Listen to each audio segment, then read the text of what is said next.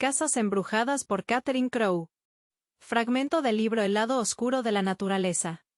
Todo el mundo ha oído hablar de casas embrujadas. No hay país ni casi ningún lugar donde no se sepa o se hable de algo parecido. Supongo que nadie en sus viajes ha visto casas muy respetables y bonitas cerradas y deshabitadas por tener esa mala fama. Yo misma he visto varias. Es notable que esta mala fama no siempre se asocia a edificios que uno consideraría más inquietantes para tal sospecha. Por ejemplo, nunca supe de ningún fantasma visto u oído en la casa de Haddon Hall. La casa de Haddon Hall es la casa más fantasmal de todas. Pero nunca supe de ningún fantasma visto u oído en muchos otros edificios antiguos y de aspecto misterioso donde cabría esperarlos. Mientras que a veces una casa de aspecto muy prosaico permanece deshabitada y finalmente se deja en ruinas sin otra razón según nos dicen que la de que nadie puede vivir en ella. Recuerdo cuando era niñas que había una casa así en la ciudad de Kent en Inglaterra. Creo que la casa que tenía esa reputación estaba en la carretera entre los pueblos de Maidstone y Tunbridge. La casa no tenía nada de deprimente. No era ni grande ni vieja y se alzaba al borde de una carretera muy transitada. Sin embargo, me aseguraron que llevaba años vacía. Y mientras viví en esa zona del país nunca tuvo habitante y creo que finalmente fue derribada y todo por la simple razón de que estaba embrujada y nadie podía vivir en ella. He oído hablar a menudo de gente viajando por el continente que alquilaba casas con un alquiler tan bajo que les sorprendía. Además he oído hablar a menudo de cosas muy extrañas que ocurrían mientras estaban allí. Recuerdo por ejemplo a una familia que consiguió una casa muy bonita a un precio muy razonable en algún lugar de la costa italiana. Creo que estaba en el pueblo de Mola de Gaeta. La familia vivía muy cómodamente. Un día la madre de familia estaba sentada en el salón. El salón daba a un balcón con vistas al mar. Repentinamente la madre de familia vio pasar a una señora vestida de blanco caminar por el balcón ante las ventanas. La madre de familia pensó que era una de sus hijas que se había quedado fuera sin querer. Así que se levantó y abrió la ventana para dejarla entrar. Pero al mirar hacia afuera para su asombro no había nadie. No había escapatoria posible del balcón salvo saltando al mar. La madre comentó esta circunstancia a alguien del vecindario y le dijeron que esa era la razón por la que tenían la casa tan barata. A nadie le gustaba vivir en ella. He oído hablar de varias casas incluso en ciudades populosas que presentan una extraña circunstancia de este tipo. Algunas de esas casas incluso están en la ciudad de Londres y otras en esta ciudad y alrededores. A quienes habitan esas casas les suceden cosas inexplicables. Las puertas se abren y cierran de forma extraña. Se oye un crujido de seda, a veces un susurro y con frecuencia pasos. Hay una casa en el condado de Ayrshire en Escocia que lleva años con este tipo de cosas. La casa fue finalmente abandonada a un hombre y una mujer mayores quienes dijeron estar tan acostumbrados que no les importaba. Una distinguida escritora me contó que hace un tiempo pasó una noche en casa de un conocido en uno de los condados centrales de Inglaterra. Ella y su hermana compartían la misma habitación y esa noche oyeron a alguien subir las escaleras. Los sonidos de los pasos llegaron claramente a la puerta. Luego los pasos se oyeron que dieron vuelta, subieron el siguiente tramo y los oyeron arriba. Por la mañana la dueña de la casa les preguntó si habían dormido bien. La escritora y su hermana mencionaron esta circunstancia. La dueña de la casa respondió, «Eso es lo que oyen todos los que duermen en esa habitación. Muchas veces cuando dormía y yo he abierto la puerta porque estaba convencida de que la niñera me traía al bebé. Pero no había nadie a la vista. Nos hemos esforzado por averiguar qué es, pero es en vano. Ahora estamos tan acostumbrados que hemos dejado de preocuparnos por el asunto. Sé de 2 o 3 casas más en esta ciudad y una en los alrededores donde se están produciendo o se han producido recientemente circunstancias similares. Pero la gente la silencia por miedo a que se rían de ellos y también por temor a perjudicar la reputación de la casa. Así que no me detendré en los detalles. Pero hace tiempo que hubo una fama similar en una casa. Algunos detalles del incidente se hicieron públicos. La casa había permanecido vacía mucho tiempo debido a las molestias a las que se veían sometidos sus habitantes. Había una habitación en particular que nadie podía ocupar sin que lo molestaran. En una ocasión un joven que había estado fuera durante un tiempo considerable fue puesto a dormir allí a su llegada. El joven desconocía los rumores sobre la casa y se pensó que su descanso no sería interrumpido. Por la mañana, sin embargo, el joven se quejó del mal rato que había pasado. El joven afirmó que había gente mirándolo entre las cortinas de su cama toda la noche. El joven manifestó su decisión de terminar su visita ese mismo día ya que no dormiría allí más. Después de este periodo la casa volvió a quedar vacía durante un tiempo considerable, pero finalmente fue ocupada y enviaron albañiles para repararla. Un día, cuando los hombres estaban cenando, el maestro albañil tomó la llave y fue a inspeccionar el progreso. El maestro albañil primero examinó las habitaciones de abajo y luego estaba subiendo las escaleras cuando oyó pasos de hombre detrás de él. El maestro albañil miró a su alrededor, pero no había nadie y continuó su camino. Nuevamente el maestro albañil oyó pasos de alguien siguiéndolo. El maestro albañil se detuvo y miró por encima de la barandilla. Pero no había nadie a la vista. Sintiéndose un poco extraño, el maestro albañil avanzó hacia el salón donde habían encendido una chimenea. El maestro albañil, deseando combatir la incómoda sensación que lo invadía, tomó una silla y, arrastrándola con decisión por el suelo, la estrelló contra la chimenea con fuerza y se sentó en ella. Para su asombro, la acción con todos sus detalles sonoros fue inmediatamente repetida por su compañero invisible, quien parecía sentarse a su lado en una silla tan invisible como él. El maestro albañil, horrorizado, se levantó de un salto y salió corriendo de la casa. Hay una casa en una calle en la ciudad de Londres que, tras permanecer vacía un buen tiempo, finalmente fue ocupada. La familia se vio molesta por varios sucesos desagradables y por el sonido de pasos que a menudo se oían, sobre todo en el dormitorio de la madre de familia. La madre de familia no podía ver la silueta que producía los pasos, pero a veces se percataba de su proximidad. Hace algún tiempo, un caballero, tras alojarse en un departamento en Londres, sintió la primera noche que durmió allí que le quitaban la ropa de la cama. El caballero despertó y creyó haberlo hecho él mismo mientras dormía. El caballero se volvió a poner la ropa de cama e intentó volver a dormir. Pero nuevamente le quitaron la ropa de cama. El caballero se levantó de la cama, pero no encontró a nadie. El caballero no encontró explicación posible. Los vecinos tampoco pudieron explicar la situación y se mostraron afligidos y molestos. El caballero le comentó la situación a alguien del vecindario. Al caballero le informaron que a varios inquilinos anteriores les ha ocurrido lo mismo. Al poco tiempo el caballero abandonó el lugar. Richard Harris Barham escribió el libro Leyendas de Ingoldsby. En ese libro, Richard Harris Barham relata los acontecimientos ocurridos en New House, Hampshire. Estos acontecimientos son muy conocidos por ser perfectamente auténticas. Recibí relatos de una sirvienta muy respetable que trabaja para una familia que conozco bien. La sirvienta me informó que hace poco tiempo vivía con un coronel y su esposa. El coronel alquiló una casa amueblada que consiguieron a un precio extremadamente bajo porque a nadie le gustaba vivir en ella. Esta familia, sin embargo, no se molestó y no dio importancia al rumor que mantenía la casa vacía. En la casa había, no obstante, 2 habitaciones completamente deshabitadas. Como la casa era grande, esas 2 habitaciones no se utilizaron. Luego estas 2 habitaciones se acondicionaron temporalmente para el uso de las niñeras y los niños. Las ventanas de esas 2 habitaciones tenían pesadas persianas venecianas. En una noche la sirvienta se despertó con el sonido inconfundible de las persianas subiéndose y bajando con violencia, quizás hasta 20 veces. El fuego de la chimenea había menguado y la sirvienta no podía ver si alguien las habían movido. La sirvienta temblaba con un terror indescriptible. En ese momento se oyeron pasos en la habitación y un pisotón, como si varios hombres se movieran sin medias. Mientras la sirvienta yacía en este estado de agonía, la consoló la voz de una enfermera que dormía en otra cama de la misma habitación. La enfermera exclamó: «Que el Señor tenga piedad de nosotros». La enfermera le preguntó a la sirvienta si tenía valor para levantarse de la cama y avivar el fuego para que pudieran ver lo que pasaba. La sirvienta avivó el fuego con gran esfuerzo a pesar de que la chimenea estaba cerca de su cama. Sin embargo, al iluminarse la habitación descubrieron que no había nada. Todo estaba exactamente igual a cuando se acostaron. En otra ocasión, mientras la sirvienta trabajaban al anochecer, oyó claramente a alguien contando dinero y el tintineo de las monedas al colocarlas. El sonido provenía de una de las habitaciones. La sirvienta inspeccionó la habitación, pero no había nadie allí.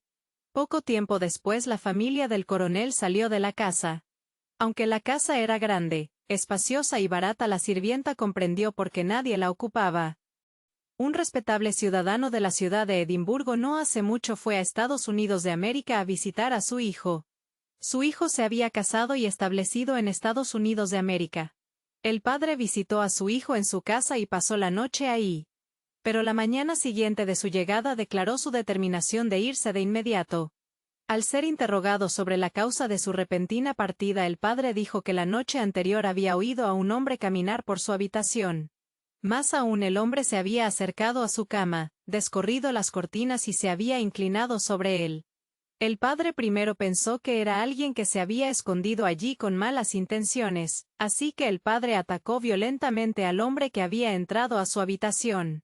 Pero para su horror, el brazo del padre atravesó al hombre sin impedimentos. La casa tenía fama de estar embrujada y se contaban sucesos extraordinarios sobre ella. El hijo no creía esas historias, por lo tanto no le había contado nada a su padre. Un día los niños dijeron que habían estado corriendo tras una cosa tan extraña en el sótano que parecía una cabra, pero no era una cabra. Hace unos años unos amigos míos alquilaban una casa en esta ciudad. Los sirvientes de los antiguos habitantes de la casa les aconsejaron que no vivieran ahí, pues había un fantasma que gritaba espantosamente. Los sirvientes señalaban que las colchas de las camas siempre eran arrancadas. Mis amigos se rieron a carcajadas y alquilaron la casa, pero los gritos y gemidos eran tan frecuentes que al final se acostumbraron. Cabe destacar que la casa era un piso cerrado, de modo que no había corrientes de aire. Los sirvientes también contaban que escuchaban una voz de mujer, a veces cerca de sus oídos, a veces dentro de un armario, a veces detrás de sus camas. Y todos los que iban a la casa la oían. Sin embargo, el nuevo inquilino, que nunca tuvo problemas con eso pese a las advertencias que le habían contado. La historia de la dama de marrón en Norfolk es conocida por muchos. Un conocido me contó que un amigo suyo durante su estancia allí la había visto con frecuencia y un día le preguntó a su anfitrión quién era la dama de marrón que se encontraba a menudo en la escalera. Dos caballeros cuyos nombres me mencionaron decidieron buscarla e interceptarla. Finalmente la vieron, pero ella los eludió bajando por una escalera y cuando se asomaron había desaparecido. Muchas personas afirman haber visto a la dama de marrón en Norfolk. Hay una familia escocesa distinguida que, según me han dicho, va acompañada de una criada invisible a quien llaman Jenny la hiladora.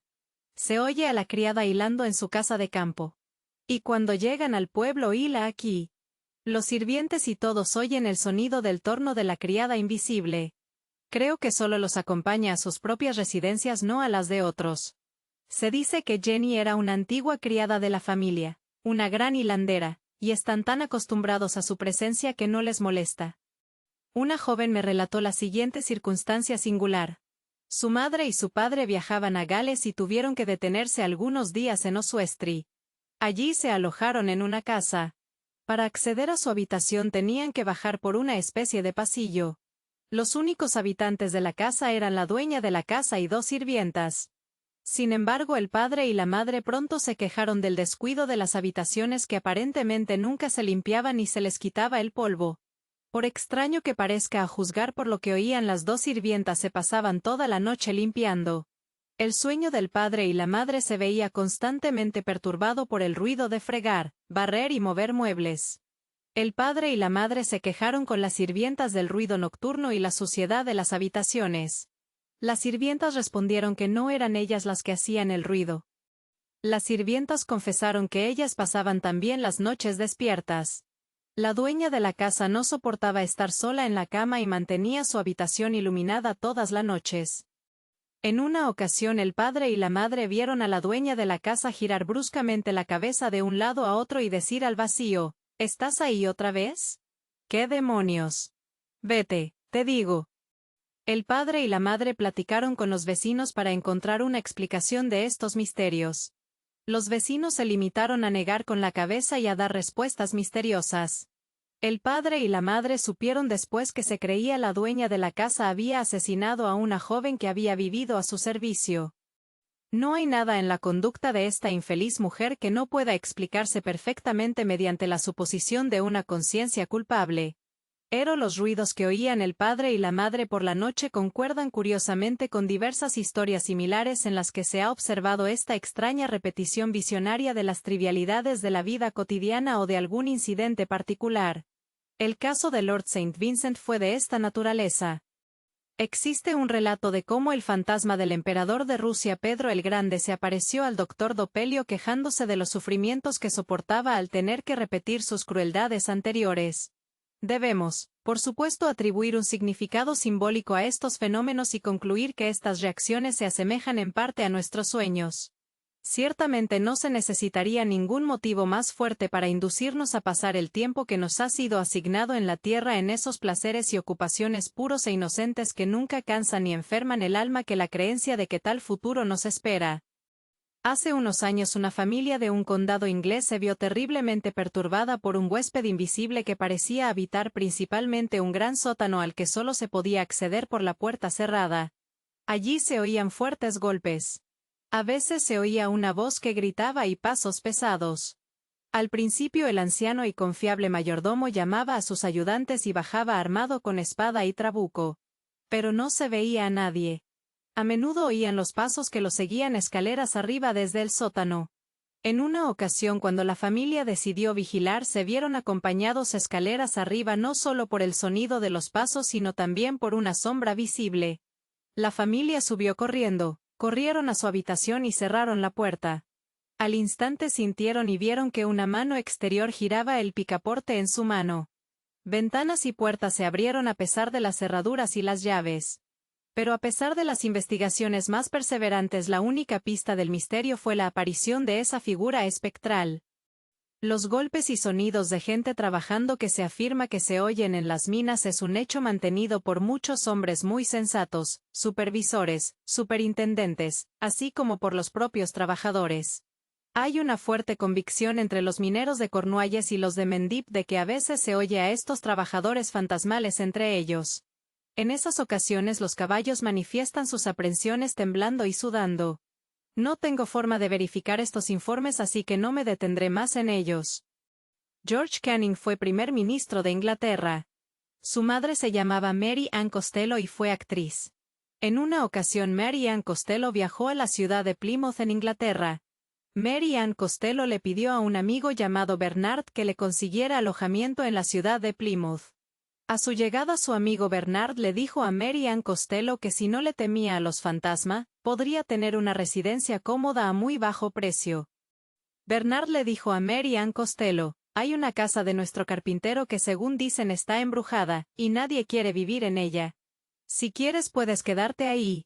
La casa es gratis pues el dueño está muy ansioso por encontrar un inquilino. Solo no debes revelar que no pagas alquiler. Mary Ann Costello, aludiendo a los fantasmas presentes en los teatros, dijo que no sería la primera vez que tenía que lidiar con un fantasma y que estaba muy dispuesta a encontrarse con este. Mary Ann Costello hizo llevar su equipaje a la casa en cuestión y preparar la cama. A su hora habitual mandó a su criada y a sus hijos a dormir. Mary Ann Costello tenía curiosidad por comprobar si el rumor que había oído tenía algún fundamento. Mary Ann Costello se sentó con un par de velas y un libro para observar el suceso. Debajo de la habitación que ocupaba se encontraba un taller de carpintería que tenía 2 puertas. La puerta que daba a la calle estaba atrancada y con cerrojo. La otra puerta era más pequeña, daba al pasillo y solo tenía el pestillo puesto. La casa por supuesto estaba cerrada por la noche. Mary Ann Costello había leído algo más de media hora cuando percibió un ruido procedente de la habitación inferior. El sonido sonaba muy parecido al aserrado de madera. Al poco tiempo se sumaron otros ruidos propios de un taller de carpintería. Poco a poco se oyó un concierto regular de golpes, martillazos, serruchos, cepillados, etc. Todo sonaba como media docena de hombres ocupados en plena faena de carpintería. Mary Ann Costello era una mujer de considerable coraje, así que decidió, si era posible, desentrañar el misterio. Mary Ann Costello se quitó los zapatos para que no la oyeran, tomó una vela en la mano, abrió la puerta con mucho cuidado y bajó las escaleras. El ruido continuó tan fuerte como siempre y evidentemente provenía del taller. Mary Ann Costello abrió la puerta del taller y al instante todo quedó en silencio. Ni un solo ratón se movía. Las herramientas, la madera y todo lo demás estaban tal como lo habían dejado los obreros al marcharse. Tras examinar cada rincón del lugar y cerciorarse de que no había nadie ni podía entrar, Mary Ann Costello subió de nuevo a su habitación casi dudando de sí misma y preguntándose si realmente había oído el ruido. Repentinamente el ruido reapareció y continuó sin interrupción durante aproximadamente media hora. Mary Ann Costello se acostó y al día siguiente no contó a nadie lo ocurrido. Mary Ann Costello estaba decidida a vigilar otra noche antes de mencionar el asunto a alguien. Como esta extraña escena se repitió sin que ella pudiera descubrir la causa, Mary Ann Costello se lo contó al dueño de la casa y a su amigo Bernard. Su amigo Bernard no le creyó. Su amigo Bernard accedió a vigilar con ella la siguiente noche. La siguiente noche el ruido comenzó como antes. Bernard quedó tan horrorizado por el ruido que en lugar de entrar en el taller como ella deseaba salió corriendo a la calle. Mary Ann Costello permaneció en la casa todo el verano. Al referirse después a la aventura, Mary Ann Costello observó que el uso era una segunda naturaleza y que estaba segura de que si alguna noche estos carpinteros fantasmales no hubieran continuado con sus labores visionarias, se habría asustado mucho de que la visitaran arriba. A partir de numerosos casos registrados, encuentro que la creencia popular de que el dinero enterrado suele ser la causa de estos disturbios está fuertemente corroborada por los hechos. Esto ciertamente nos parece muy extraño y solo puede explicarse por la hipótesis sugerida de que el alma despierta en el otro mundo exactamente en el mismo estado en que salió de este.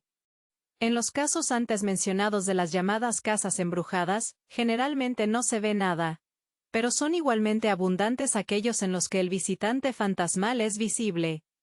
Dos muchachas jóvenes pasaban la noche en una casa del norte cuando la menor, entonces niña, se despertó y vio a un anciano con un gorro de dormir de Kilmarnock paseando por su dormitorio. Al contar la historia, la niña dijo que no se asustó en absoluto y solo se sorprendió. Pero la niña descubrió que su hermana, varios años mayor que ella, sí estaba aterrorizada ante la presencia del anciano en la habitación. El anciano con gorro continuó moviéndose un rato y finalmente llegó a una cómoda donde había un paquete de botones perteneciente a un sastre ambulante que había estado trabajando en la casa. La niña no supo si el anciano tiró o no los botones. Pero justo en ese momento todos los botones cayeron al suelo con un ruido metálico, tras lo cual el anciano desapareció. A la mañana siguiente, cuando la niña mencionó el hecho, observó que la familia se miraba significativamente.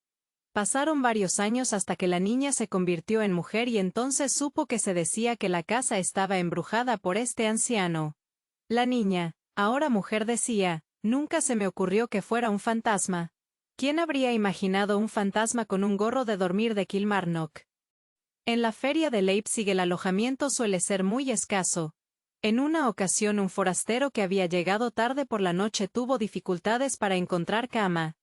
Finalmente encontró una habitación vacía en casa de un habitante de la ciudad. Cansado y somnoliento, el forastero aceptó con gusto la oferta. Sin embargo, a pesar de su fatiga, al forastero lo molestaron unos ruidos inexplicables. Al día siguiente, el forastero se quejó con sus anfitriones por los ruidos. Los anfitriones tranquilizaron al forastero con algunas excusas. A la noche siguiente el forastero, poco después de acostarse, bajó apresuradamente las escaleras con su maleta al hombro, declarando que no se quedaría allí ni una hora más por nada del mundo. El forastero contó que una dama con un extraño vestido antiguo había entrado en la habitación con una daga en la mano y le había hecho gestos amenazadores. En consecuencia el forastero se marchó, y la habitación volvió a cerrarse. Poco tiempo después una sirvienta que trabajaba para los dueños de la casa enfermó. Los dueños de la casa se vieron obligados a alojar a la sirvienta en la habitación usada por el forastero para separarla del resto de la familia. Allí la sirvienta recuperó la salud rápidamente. Como la sirvienta nunca se quejó de ninguna molestia, los dueños de la casa le preguntaron si había ocurrido algo en particular mientras estuvo en esa habitación. La sirvienta respondió, «Oh, sí. Todas las noches entraba una señora desconocida en la habitación, que se sentaba en la cama y me acariciaba. Creo que a ella le debo mi pronta recuperación. Nunca pude lograr que me hablara. Solo suspiraba y lloraba». No hace mucho un caballero partió para caminar del pueblo de Montrose al pueblo de Bridgend en Escocia. Al acercarse a un lugar llamado Dom vio a una dama que caminaba delante. Dada la hora, esa situación lo sorprendió un poco. Un rato después unos trabajadores madrugadores encontraron al caballero tendido en el suelo cerca del cementerio inconsciente. El caballero lo único que pudo decirles fue que había seguido a esta dama hasta que ella giró la cabeza y lo miró. En ese momento el caballero, presa del horror, se desmayó. Los trabajadores solo respondieron, «Oh, ha visto a la dama de Don». Desconozco la leyenda que rodea a esta dama de Don. Un hombre había estado perdidamente enamorado de la célebre actriz francesa Hippolyte Clairon. Pero Hippolyte Clairon rechazó su propuesta de forma tan perentoria. Incluso cuando el hombre estaba a punto de morir, Hippolyte Clairon rechazó sus fervientes ruegos de que lo visitara. Indignado por su crueldad, el hombre declaró que perseguiría a Hippolyte Clairon tras su muerte. Y cumplió su palabra. Creo que Hippolyte Clairon nunca vio al fantasma, pero parece haber estado siempre cerca de ella. En varias ocasiones, cuando otras personas dudaban de ello, el fantasma señalaba su presencia a petición de Hippolyte Clairon con diversos sonidos.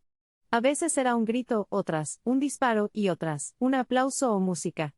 Parece que Hippolyte Clairon tardó en creer en el carácter extranatural de estos ruidos. Cuando finalmente Hippolyte Clairon se convenció de la naturaleza paranormal de lo ocurrido, se dividió entre el horror, por un lado, y la diversión, por el otro, ante la singularidad de la circunstancia. Los sonidos del fantasma oídos por todos los que estaban alrededor de Hippolyte Clairon. Y el señor Charles Kirkpatrick Sharp me ha informado de que el margrave de Anspach y el señor Keppel Craven estaban perfectamente familiarizados con las circunstancias de este fenómeno, y no tenían ninguna duda sobre los hechos antes mencionados.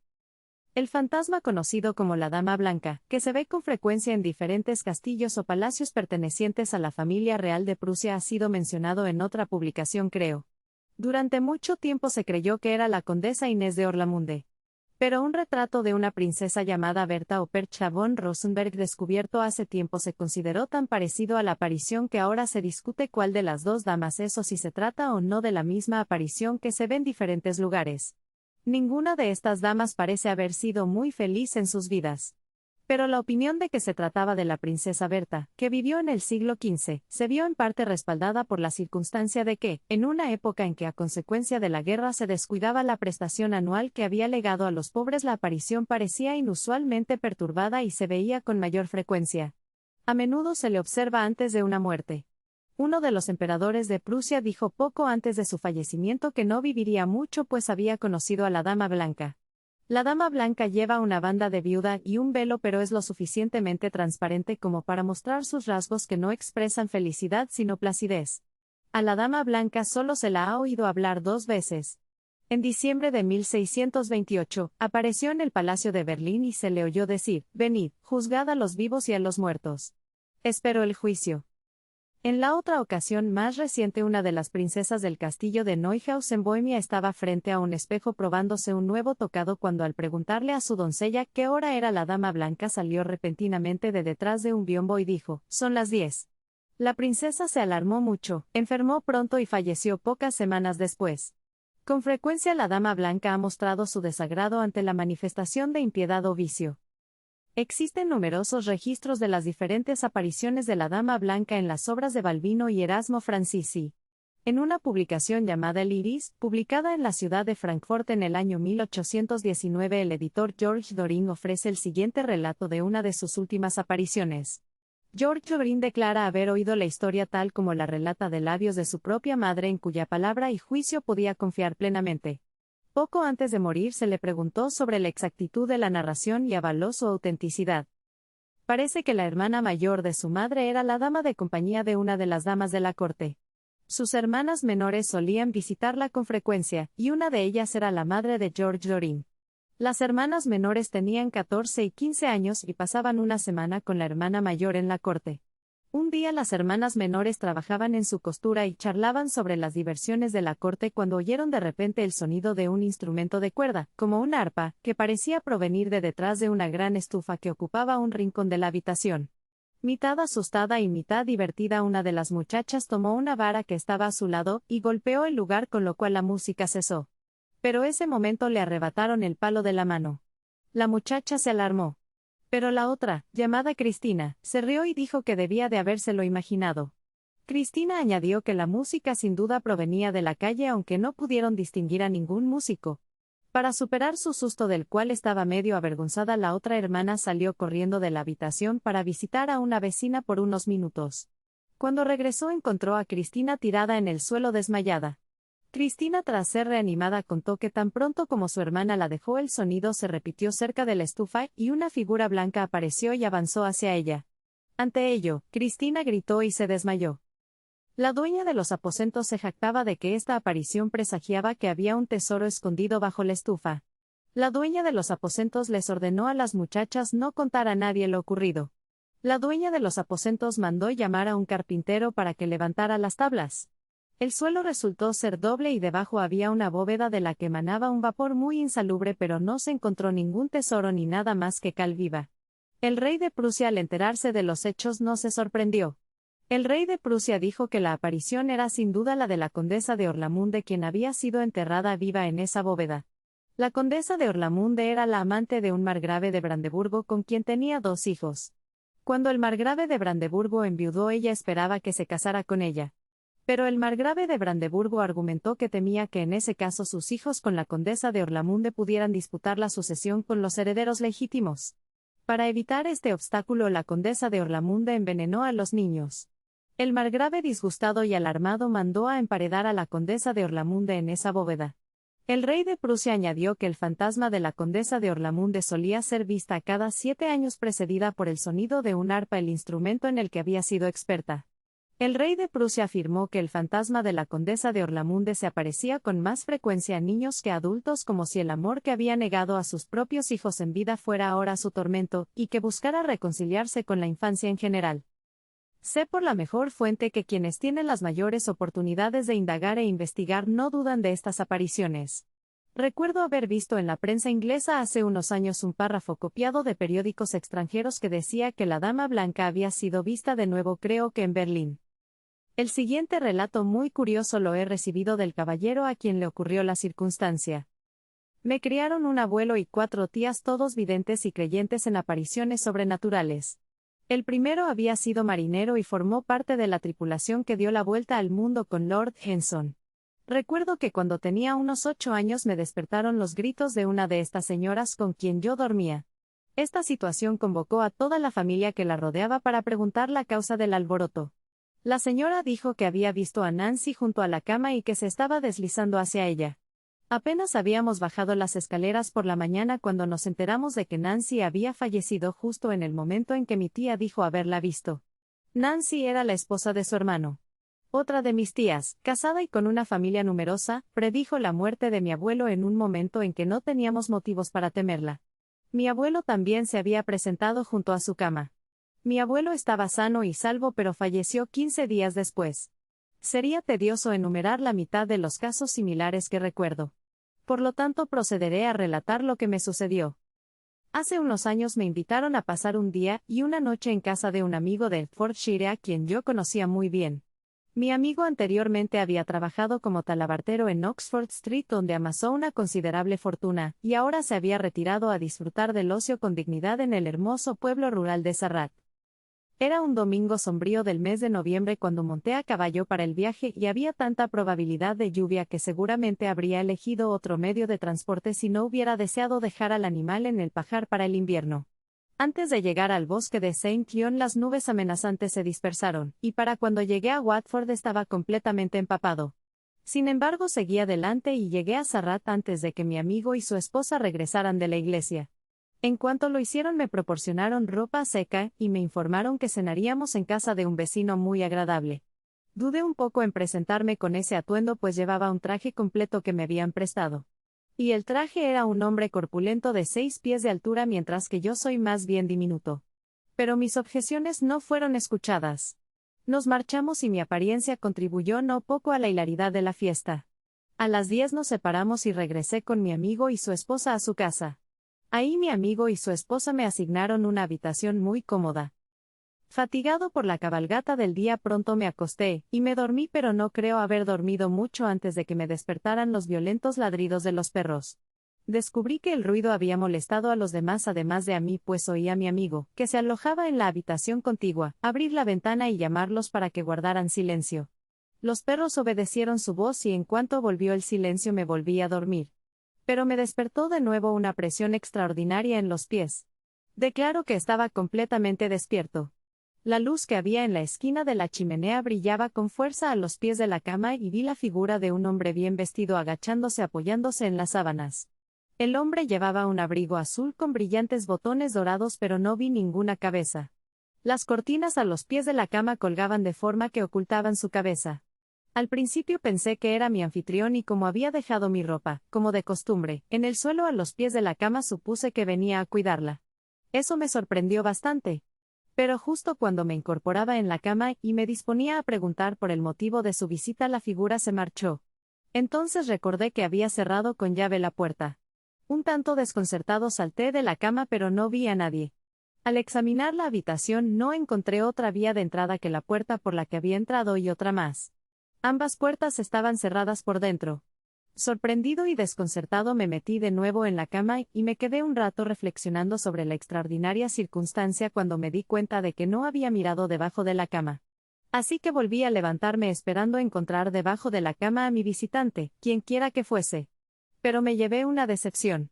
Así que después de mirar mi reloj y comprobar que eran las 2:10 me metí de nuevo en la cama, con la esperanza de descansar un poco. Pero, ay, el sueño me fue arrebatado esa noche. Después de dar vueltas de un lado a otro e intentar en vano olvidar, desistí y me quedé acostado hasta que dieron las 7. Me la pasé dándole vueltas a la cabeza con la pregunta de quién podría ser mi visitante nocturno, y también cómo había entrado y salido de mi habitación. Sobre las 8 me encontré con mi anfitrión y su esposa en la mesa del desayuno. En respuesta a sus hospitalarias preguntas sobre cómo había pasado la noche mencioné primero que me habían despertado los ladridos de unos perros y que había oído a mi amigo abrir la ventana y llamarlos. Mi amigo respondió que 2 perros desconocidos habían entrado en el patio y habían molestado a los demás. Entonces mencioné a mi visitante nocturno, esperando que explicaran la circunstancia o se rieran de mí y dijeran que debía haberlo soñado. Pero para mi sorpresa escucharon mi historia con gran atención y me relataron la tradición con la que este espectro estaba relacionado. Se trataba de que hacía muchos años un caballero vestido así había sido asesinado allí en circunstancias espantosas y que le habían cortado la cabeza. Al percibir que me resistía a aceptar esta explicación del misterio, pues siempre había sido yo un completo descreído de las apariciones sobrenaturales, me rogaron que prolongara mi visita un par de días para presentarme al rector de la parroquia, quien podría proporcionarme pruebas sobre circunstancias similares que no me dejaran ninguna duda sobre su posible ocurrencia. Pero había quedado en cenar en la ciudad de Watford a mi regreso y confieso además que después de lo que había oído no me sentía dispuesto a volver a ver al misterioso desconocido. Así que decliné la hospitalidad y me despedí. Algún tiempo después de esto, estaba cenando en la calle compañía de algunas damas residentes en el mismo condado cuando al aludir por casualidad a mi visita al pueblo de Sarrat añadí que allí me había topado con una aventura muy extraordinaria que nunca había podido explicar. Una de estas damas dijo inmediatamente que esperaba que no hubiera recibido la visita del caballero sin cabeza con un abrigo azul y botones dorados que se decía había sido visto por mucha gente en esa casa. Tal es la conclusión de este maravilloso relato en lo que a mí respecta. Solo puedo asegurarles que he relatado los hechos tal como ocurrieron y que nunca había oído hablar de esta aparición en mi vida hasta que mi amigo me relató la tradición antes mencionada. Aún así, como no creo en apariciones sobrenaturales, me veo obligado a suponer que todo el asunto fue producto de mi imaginación. Debo añadir que mi amigo mencionó algunas circunstancias extrañas relacionadas con otra casa en el condado que también fueron corroboradas por las damas mencionadas. Ambas partes coincidieron en que, a juzgar por los ruidos inexplicables que se oían allí, a ese caballero le costó muchísimo convencer a los sirvientes de que se quedaran con él. Este es uno de esos curiosos ejemplos de escepticismo decidido que justifican plenamente la predicción del patriarca. La siguiente interesante carta, escrita por un miembro de una distinguida familia inglesa, proporcionará su propia explicación. Como usted desea saber qué grado de credibilidad debe atribuirse a una historia confusa que se ha difundido tras un lapso de entre 30 y 40 años como una historia de fantasmas acreditada, expondré los hechos tal como me los recordó el año pasado una hija de la persona involucrada. La hija de la persona involucrada me pidió que le dijera si la historia tenía algún fundamento, lo cual le costaba creer ya que nunca había oído a su madre mencionarlo. Leí la narración con sorpresa, pues evidentemente no la había proporcionado ningún miembro de la familia, ni siquiera nadie que estuviera con nosotros en ese momento. Sin embargo, aunque está llena de errores de nombres, algunos detalles se acercan tanto a la verdad que me desconciertan. Los hechos son los siguientes. Mi madre, mi padre, mi hermano, mi hermana y yo partimos al extranjero a finales del año 1786. Tras probar varios lugares decidimos establecernos en la ciudad de Lille, de donde teníamos cartas de recomendación de varias de las mejores familias francesas. Tras pasar unos días en un alojamiento incómodo, alquilamos una bonita y amplia casa familiar que nos gustó mucho y que conseguimos por un alquiler muy bajo incluso para esa parte del mundo. Unas 3 semanas después de instalarnos en nuestra nueva residencia, un día fui con mi madre al banco para entregar nuestra carta de crédito de Sir Robert Terries y retirar dinero. Al ser pagado en pesadas monedas de 5 francos, nos dimos cuenta de que no podíamos cargar con todo el dinero, así que le pedimos al banquero que nos lo enviara diciendo: vivimos en la Place du Lion d'Or. El banquero pareció sorprendido y comentó que no conocía ninguna casa allí que fuera adecuada para nosotros, excepto, por cierto, la que lleva mucho tiempo deshabitada a causa del fantasma que la ronda. El banquero lo dijo con mucha seriedad y naturalidad. Mi madre y yo nos reímos y nos divertimos mucho con la idea de un fantasma. Pero al mismo tiempo le rogamos que no se lo mencionara a nuestros sirvientes para que no se les metieran en la cabeza fantasías. Mi madre y yo decidimos no decir nada del asunto a nadie. Dijo mi madre riendo: supongo que es el fantasma que nos despierta tan a menudo al pasarnos por encima. De hecho, nos habíamos despertado varias noches por el sonido de un paso pesado que supusimos era el de uno de los criados. Nosotros teníamos 3 criados ingleses y 4 franceses. De las criadas teníamos 5 inglesas y todas las demás francesas. Todos los ingleses, hombres y mujeres, finalmente regresaron a Inglaterra con nosotros. 1 o 2 noches después mi madre se despertó nuevamente con el sonido de pasos. Al otro día mi madre preguntó: ¿quién durmió en la habitación de arriba? Los irados le respondieron: nadie, mi señora. Arriba de su habitación hay una buhardilla grande y vacía. Aproximadamente 1 semana o 10 días después de esto, a mi madre le dijeron que todos los sirvientes franceses hablaban de irse porque había un fantasma en la casa. Parecía haber una extraña historia relacionada con el lugar que, según se decía, pertenecía a un joven. El tío del joven era su tutor y lo había tratado cruelmente. Más aún, el tío había confinado al joven en una jaula de hierro. Como posteriormente el joven desapareció, se conjeturó que había sido asesinado. El tío, tras heredar la propiedad, abandonó repentinamente la casa y se la vendió al padre del hombre que nos la había alquilado. Desde entonces, aunque la casa se había alquilado varias veces, nadie la había habitado más de 1 o 2 semanas y durante un tiempo considerable no había tenido inquilino alguno. Mi madre dijo: ¿y de verdad crees todas esas tonterías? Una de las criadas respondió: bueno, no lo sé, mi señora. Pero la jaula de hierro está en el desván encima de su dormitorio, donde puede verla si le parece bien. Por supuesto, nos levantamos para ir a ver la jaula de hierro. Justo en ese momento nos visitó un viejo oficial con su cruz de San Luis. Lo invitamos a acompañarnos y subimos juntos. Encontramos, como nos había dicho, una gran buhardilla vacía con paredes de ladrillo. En el rincón más alejado había una jaula de hierro como las que se usan para mantener a las fieras, solo que más alta. La jaula de hierro medía unos 4 pies cuadrados y 8 de alto y había una anilla de hierro en la pared del fondo a la que estaba sujeta una vieja cadena oxidada con un collar en el extremo. Confieso que me dio escalofríos pensar en la posibilidad de que algún ser humano la hubiera habitado. Y nuestro viejo amigo expresó tanto horror como nosotros, asegurándonos que sin duda debía de haber sido construida con un propósito tan terrible.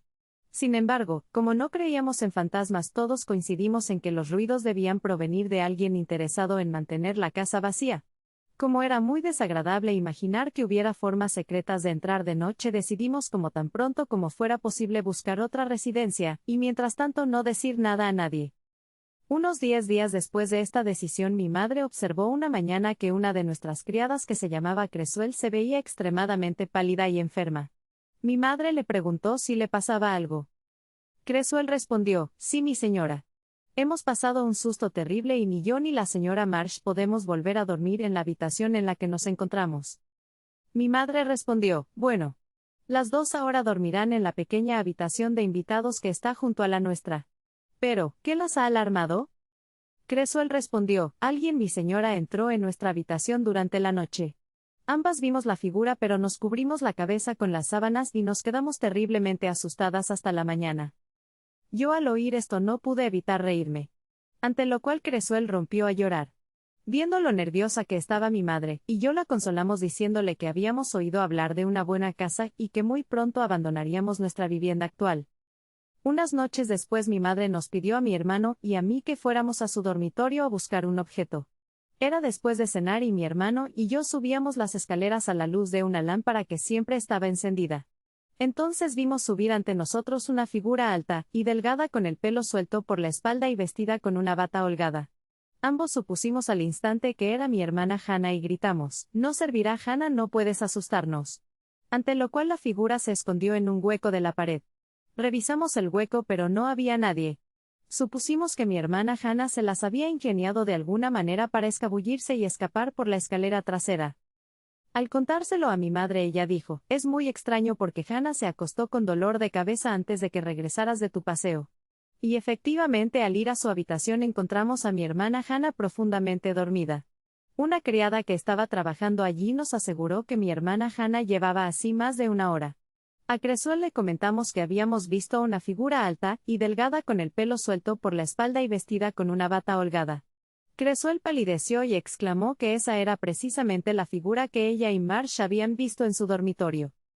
Por aquella época mi hermano Harry vino a pasar unos días con nosotros y le dimos una habitación en el otro extremo de la casa. 1 o 2 mañanas después de su llegada al bajar a desayunar le preguntó a mi madre enojado si creía que se había acostado borracho y por lo tanto no podía apagar ni su propia vela. Más aún mi hermano Harry acusó a mi madre de haber enviado a unos franceses a vigilarlo. Mi madre le aseguró que nunca se le había ocurrido hacer semejante cosa. Pero mi hermano Harry en la acusación añadiendo, «Anoche me levanté de un salto, abrí la puerta y a la luz de la luna que se filtraba por la claraboya vi al tipo de la bata suelta al pie de la escalera. Si no hubiera estado en camisa habría ido tras él para hacerle recordar que había venido a vigilarme». Nos preparábamos para dejar la casa tras haber conseguido otra perteneciente a un caballero que iba a pasar una temporada en Italia. Unos días antes de nuestra mudanza unos amigos ingleses nuestros el señor y la señora Atkins visitaron la casa. Les comentamos estas circunstancias comentando lo desagradable que era vivir en una casa en la que alguien se las ingeniaba para entrar aunque no supimos descubrir cómo lo consiguieron ni cuál podría ser su motivo, salvo asustarnos. Añadimos que nadie podía dormir en la habitación que Marsh y Cresuel se habían visto obligados a ceder.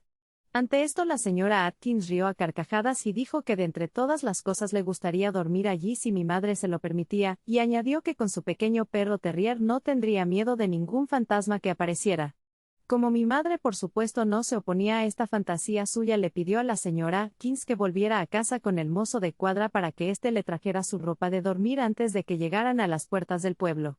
El señor Atkins sonrió y dijo que era muy atrevida su esposa. El señor Atkins no puso ninguna dificultad y envió las cosas. La señora Atkins se retiró con su perro a su habitación cuando nosotros nos retiramos a la nuestra aparentemente sin la menor aprensión.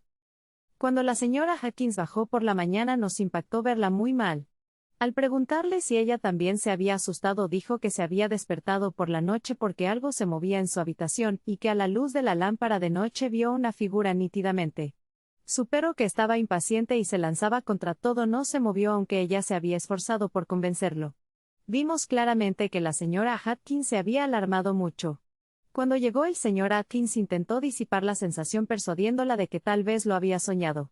Ante esa idea la señora Atkins se enfadó muchísimo. No pudimos evitar pensar que realmente había visto algo.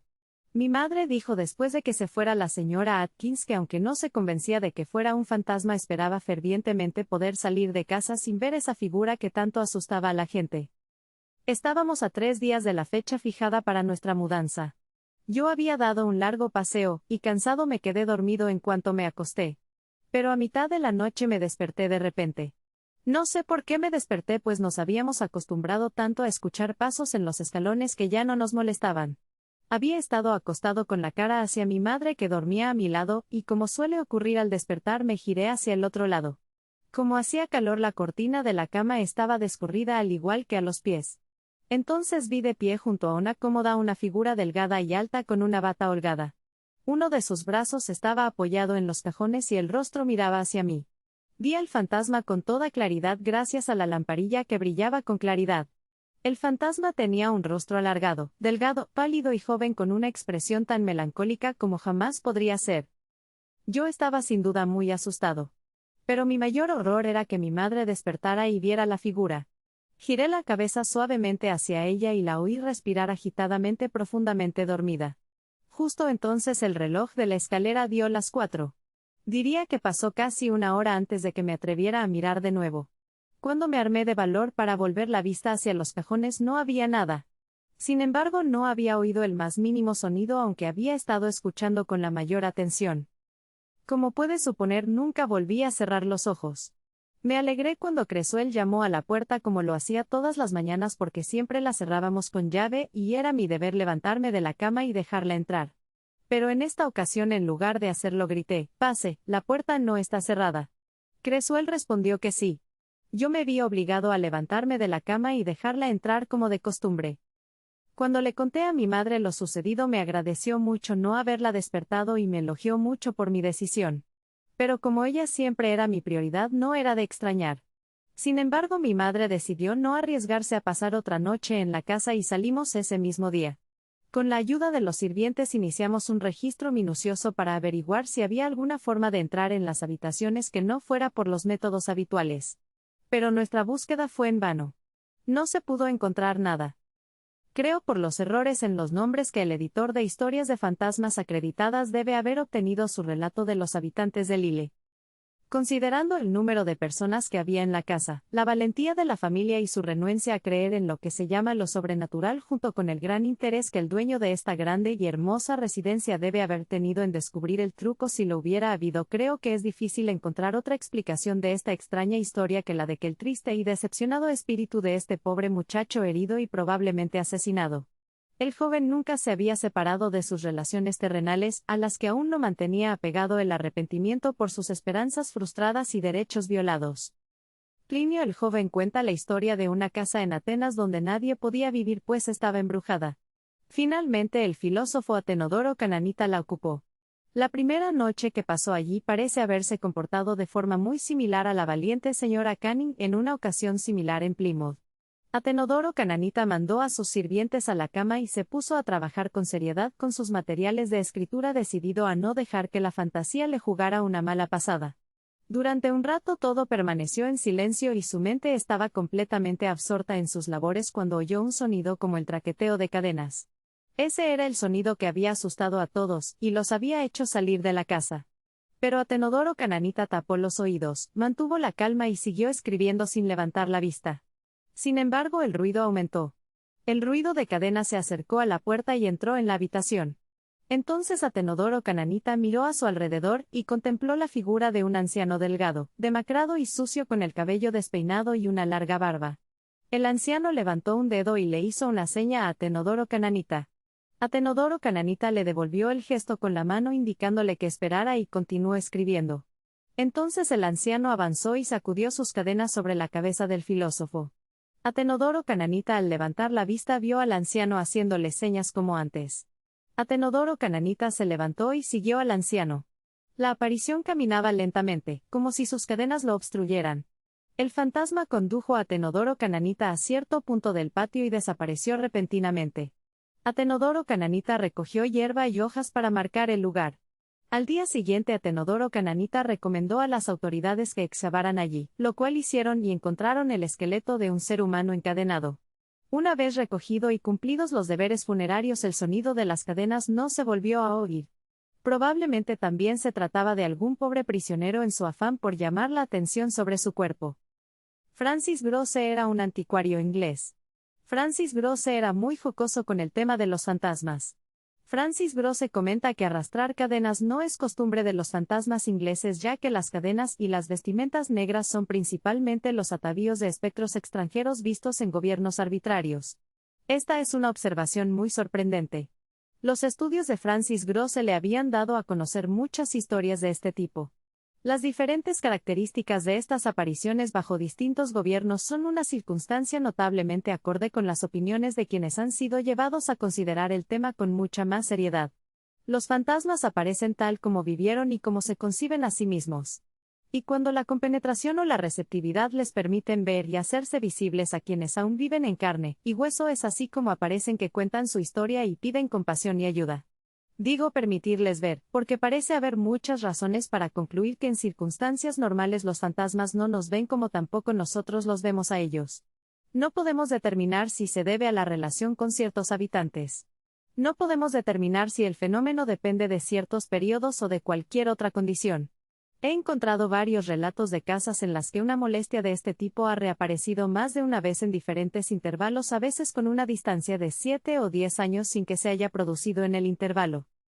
Una de las circunstancias más tristes e impresionantes de este tipo con las que me he topado le ocurrió a una dama cuya familia conozco. La propia involucrada tuvo la amabilidad de proporcionarme los detalles. Hace unos años ella alquiló una casa amueblada en la calle Stevenson en North Shields. La señora apenas llevaba unas horas en la casa cuando se quedó perpleja al oír pasos en el pasillo. Al abrir la puerta, no vio a nadie. La señora fue a la cocina y le preguntó a la criada si no había oído el mismo sonido. La criada dijo que no, pero que a su parecer había ruidos extraños en la casa.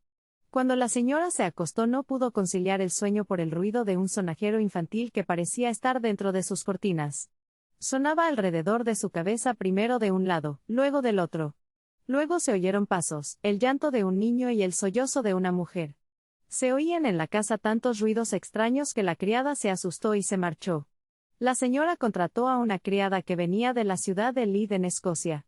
La nueva criada solo había pasado una noche en la casa cuando le dijo a su señora: «¿En qué casa tan agitada se ha metido, señora?». La criada describió, entre otras cosas, que había oído repetidamente su propio nombre pronunciado por una voz cerca de ella aunque no veía a nadie. Una noche la señora oyó una voz como si no fuera humana cerca de ella que gritaba: «Llora, llora, llora». Luego se oyó un sonido como de alguien que jadeaba y de nuevo escuchó a alguien decir: «Llora, llora, llora». Luego se escuchó un jadeo y por tercera vez escuchó a alguien decir: «Llora, llora, llora». La señora se quedó quieta y miró fijamente el lugar de donde provenía la voz, pero no pudo ver nada. Su hijo, que le sostenía la mano, no dejaba de preguntar: «¿Qué es eso, mamá? ¿Qué es eso?». La señora describió los sonidos como espantosos. Todos los ruidos parecían evocar la infancia y la imagen de una mujer en apuros. Una noche, cuando la señora escuchó a alguien llorar alrededor de su cama, se armó de valor y lo conjuró. Tras ello el ruido cesó por un momento, pero no hubo respuesta. El esposo de la señora era marino, y estaba en el mar cuando ella alquiló la casa. Al regresar el marido al principio se rió de la historia. Pero pronto el marido se convenció tanto de que el relato de su esposa era correcto que quiso que retiraran las tablas, pues los ruidos parecían rondar un mismo punto. El marido pensó que tal vez se podría encontrar alguna explicación al misterio. Pero la señora objetó que si se descubría algo doloroso no podría continuar en la casa. Más aún, habían rentado ya la casa por un año. La señora propuso ver si era posible calcular la hora en que se producían los lamentos.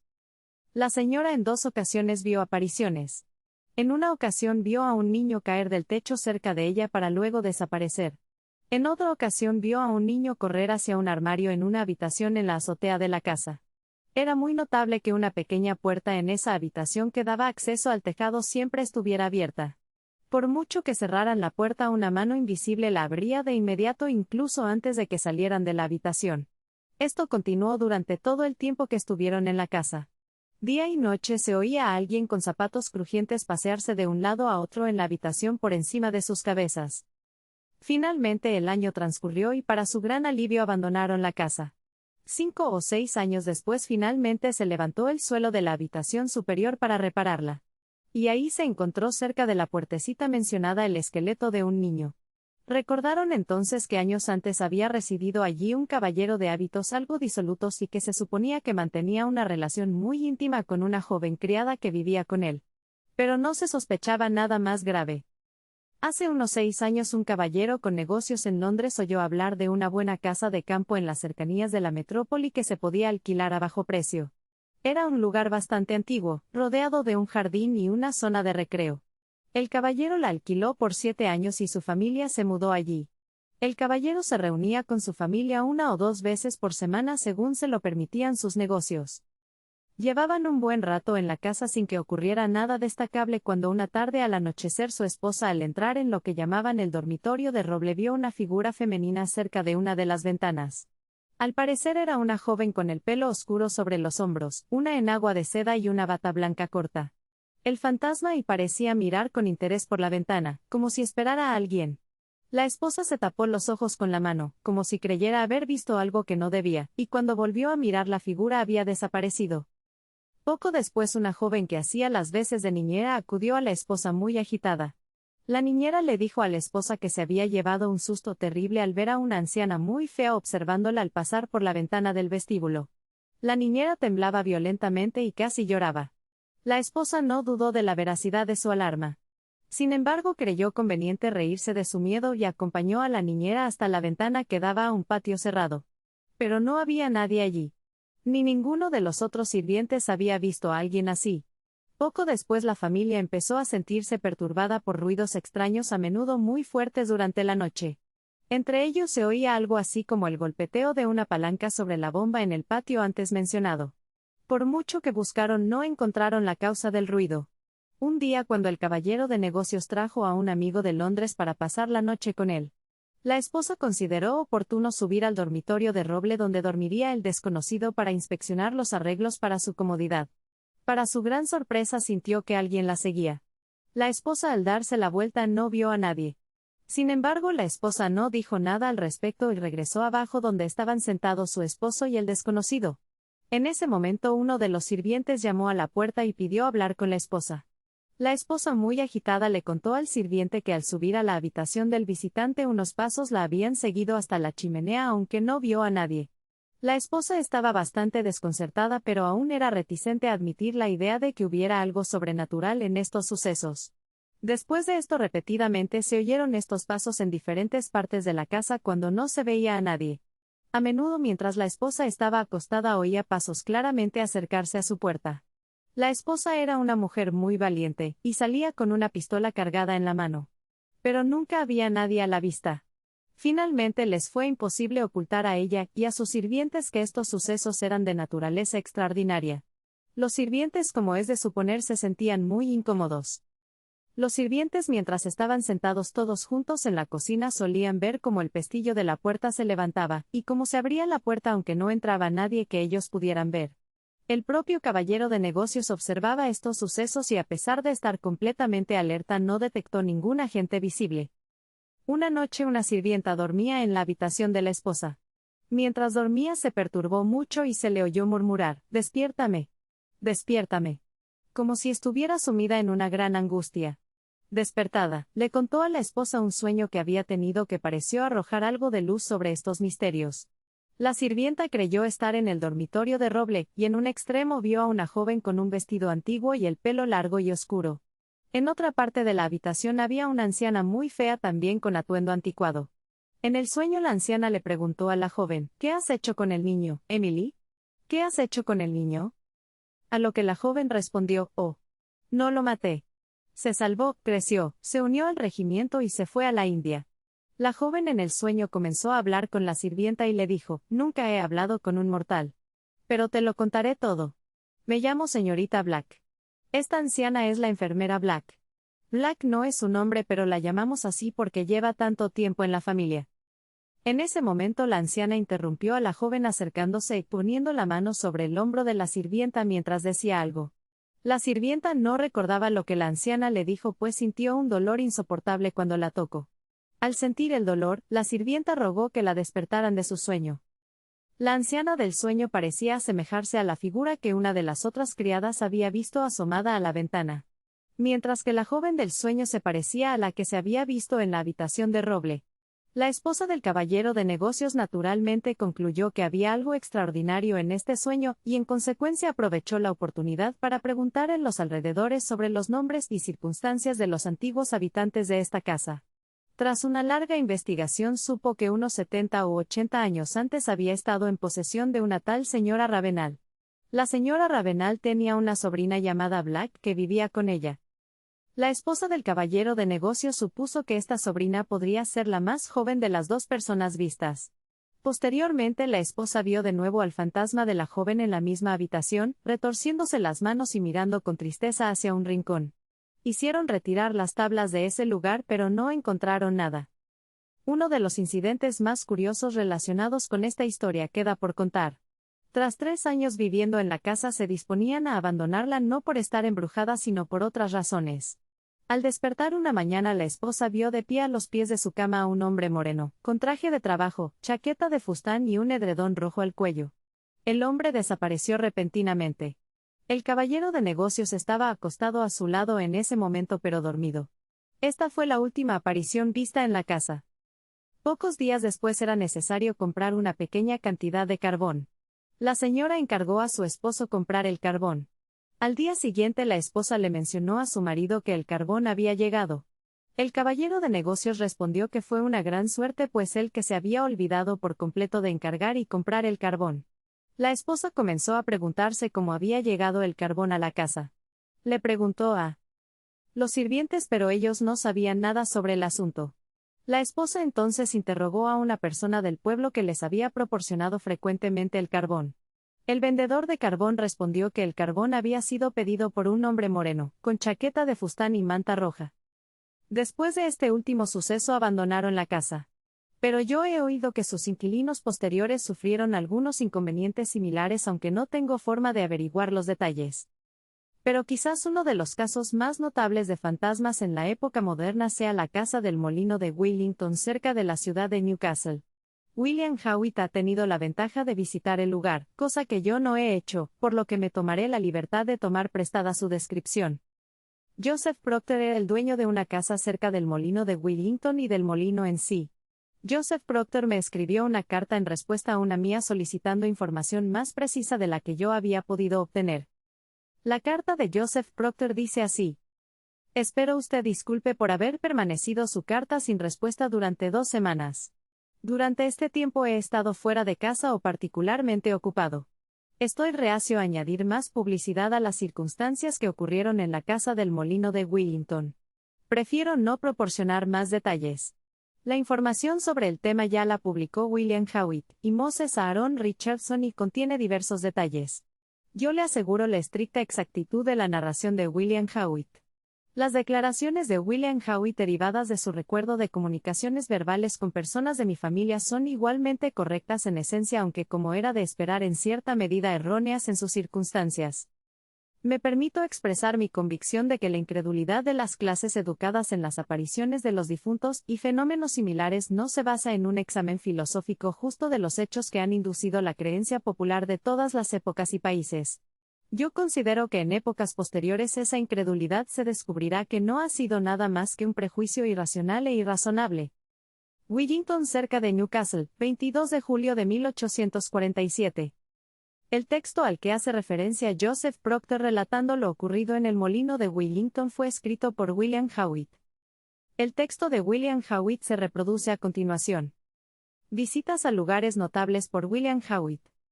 La Casa Encantada de Wellington, cerca de Newcastle-on-Tyne.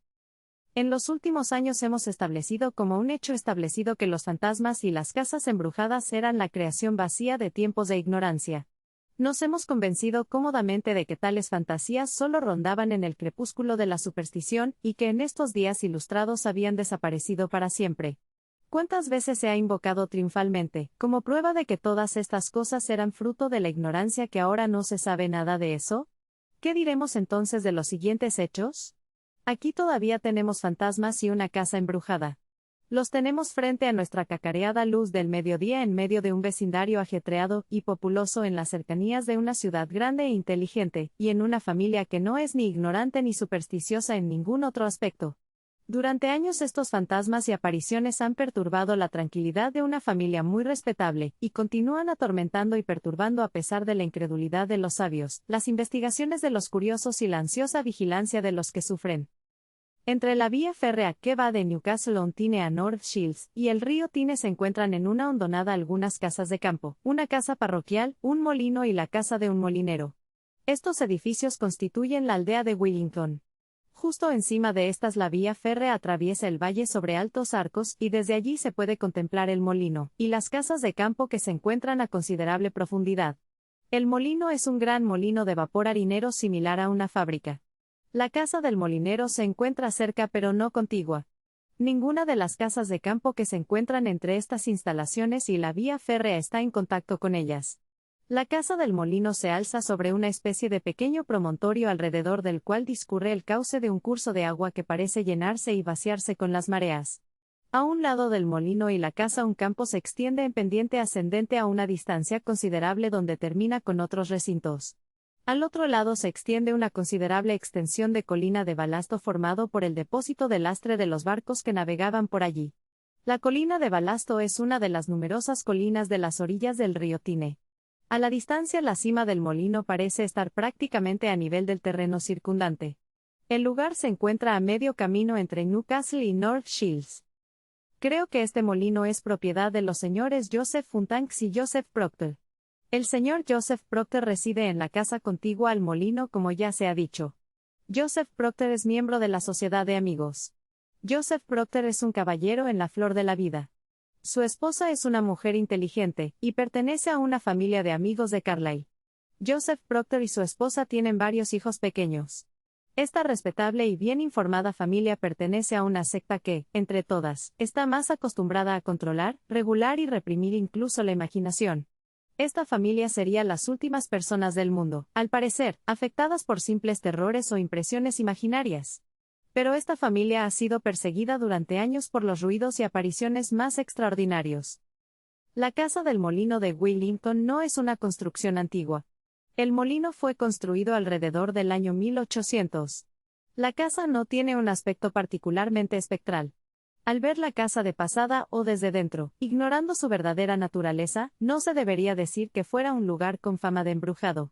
Sin embargo, al mirar la casa desde la vía férrea uno podría imaginar varios ruidos extraños que probablemente se oirían en un lugar así por la noche, de barcos en el río, de vientos que soplaban y aullaban por el barranco donde se encuentra, de máquinas de las cercanías relacionadas con las minas de carbón. Sin embargo, no se conoce ningún pasaje bajo la casa por el que se oyeran ruidos subterráneos. Más aún no son simplemente ruidos los que se oyen. Se afirma haber visto apariciones nítidas. A pesar de la reticencia de Joseph Proctor a que estas misteriosas circunstancias se hicieran públicas y a pesar de su reticencia a revelar personalmente estas extrañas apariciones, estas fueron de tal naturaleza que pronto se extendieron por todo el vecindario.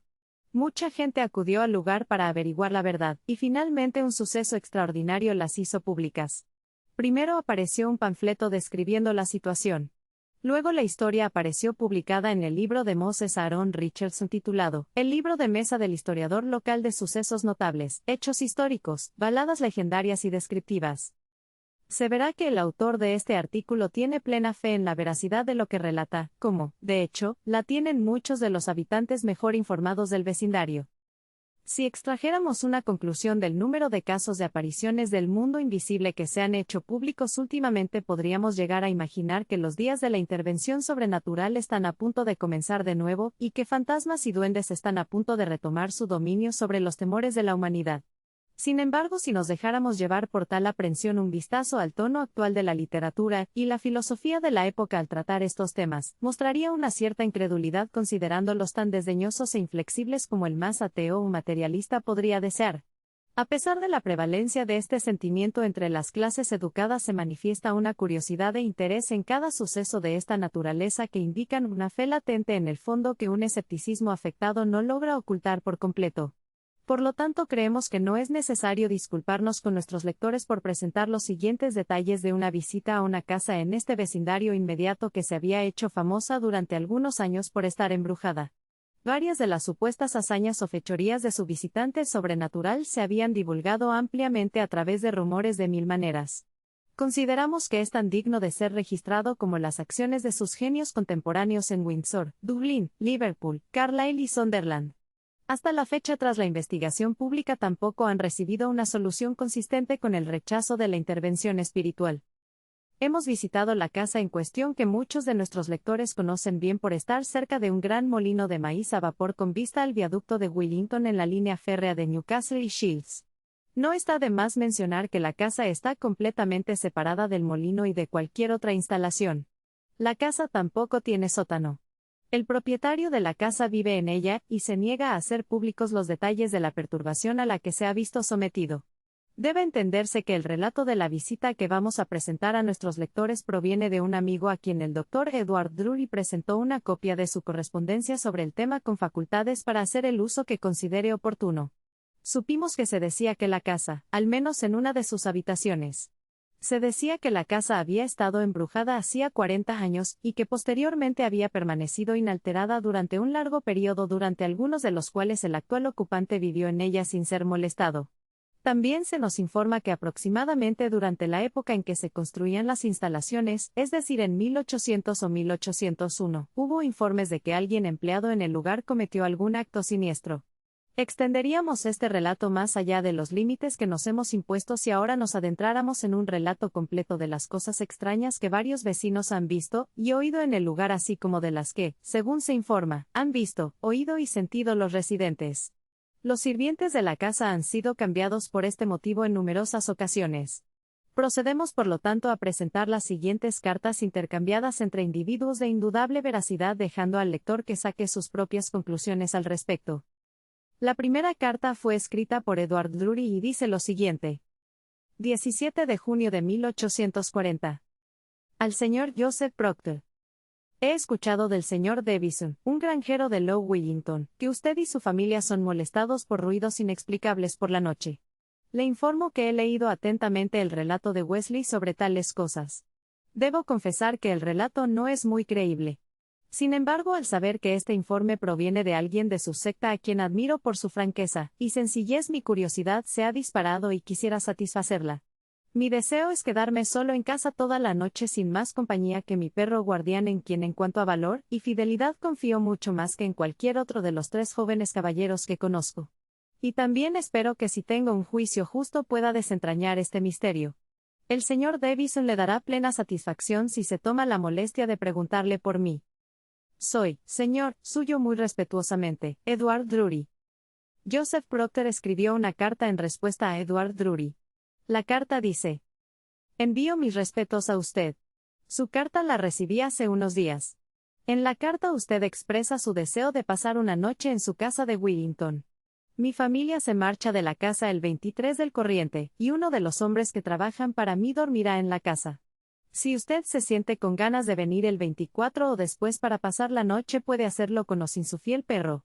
Su fiel perro, dicho sea de paso, no le servirá de nada salvo como compañía. Al mismo tiempo considero oportuno informarle de que las molestias particulares son poco frecuentes en la actualidad, siendo solo ocasionales y bastante inciertas. Por lo tanto, esta situación debe considerarse problemática para satisfacer su curiosidad. La mejor oportunidad será quedarse solo en el tercer piso hasta que amanezca, digamos las 2 o 3 de la madrugada. Willington, 6 de marzo de 1840. Joseph Proctor posteriormente le dejó un mensaje a su capataz llamado Maun para que admita a Edward Drury. Joseph Proctor salió de casa con su familia el 23 de junio y contrató a un viejo sirviente que se encontraba ausente por problemas de salud para que se hiciera cargo de la casa durante su ausencia. Joseph Proctor regresó solo, por negocios, a Willington el 3 de julio. Ese día, Edward Drury y su compañero también llegaron inesperadamente. Tras cerrar la casa con llave, se examinó minuciosamente cada rincón. La habitación de la que salió la aparición es demasiado pequeña para albergar a alguien. Edward Drury y su amigo tenían luces cerca, y estaban convencidos de que no había nadie en la casa aparte de Joseph Proctor, el sirviente y ellos mismos.